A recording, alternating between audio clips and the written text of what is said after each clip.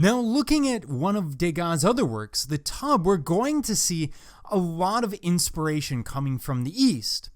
Now, Degas became a master of line inspired by Asian art, which was reaching Paris at this time, much of it reaching Paris not just as a trade good, something coming over as graphic design, but also as packing material for much of the china and fine porcelain that we see coming from the East. Now, Degas specialized in rapid informal action, using line to portray movement.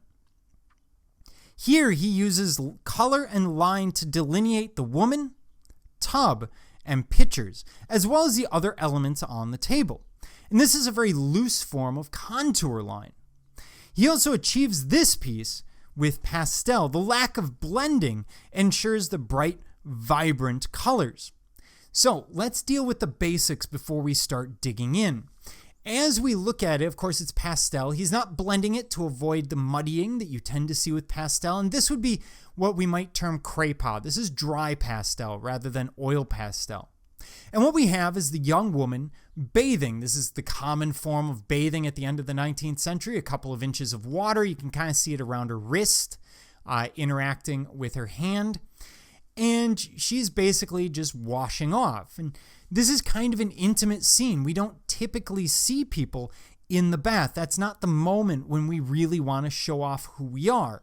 But it's a moment that captures a sense of knowledge, a sense of romance and intimacy that we don't typically see until further on, for example, in a relationship. He's taking this idea, the composition, the bathing woman, from Japanese ukiyo-e prints, which will depict many similar scenes.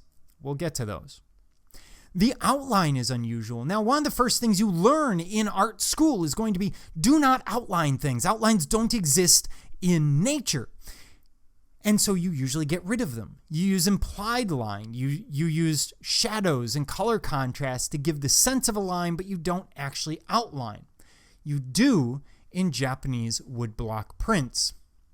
And so we see that with the pots, we see that with the woman, and it's light. It doesn't stand out too much. It's not something that most people would grab onto unless it's pointed out to them, which is perfectly fine.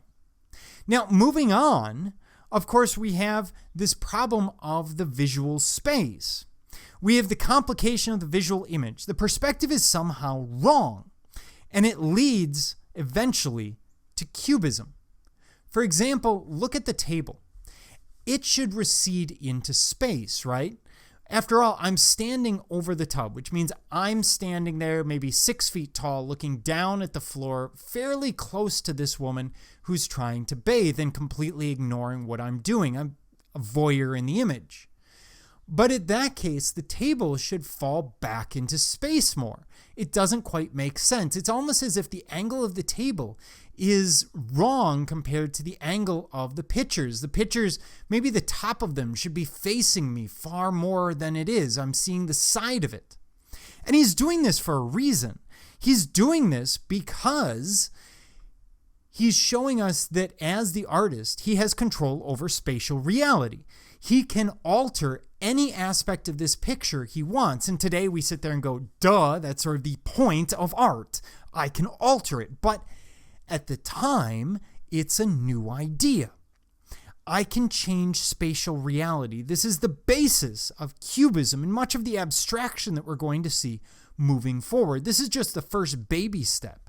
So if the table is in the proper perspective, I should see more of the top of the picture and this vessel and the brush and other materials.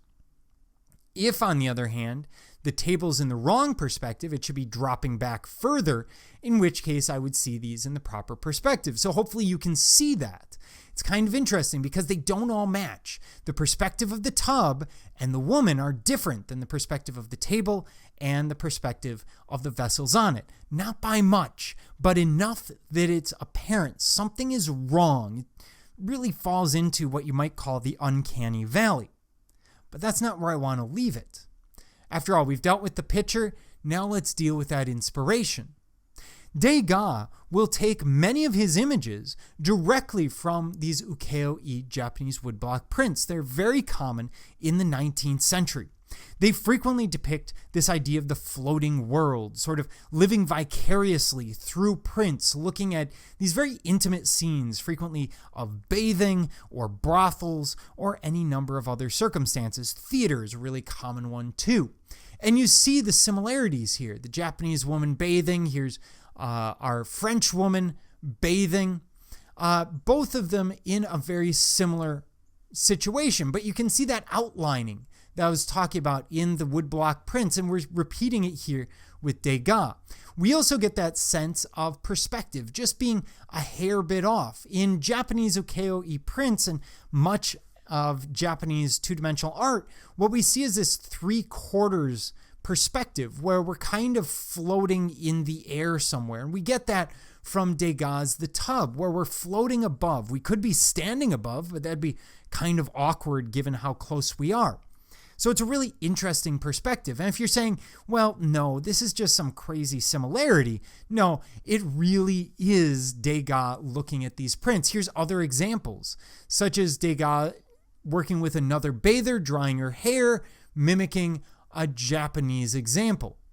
And here we have the same thing with a series of dancers and a pair of women, a series of women all playing around. These are even given the Asian paper fan. So he's looking to these Japanese woodblock prints for inspiration. And that's going to be key. That little element, that little influence that we see from Japanese woodblock prints is going to follow us through Impressionism and actually through parts of post-Impressionism and into the future. We are to the point where you can't look at Europe as completely separate from the rest of the world. It's closely tied in, and the developments, artistic developments that we're seeing elsewhere are filtering through major cities such as Paris.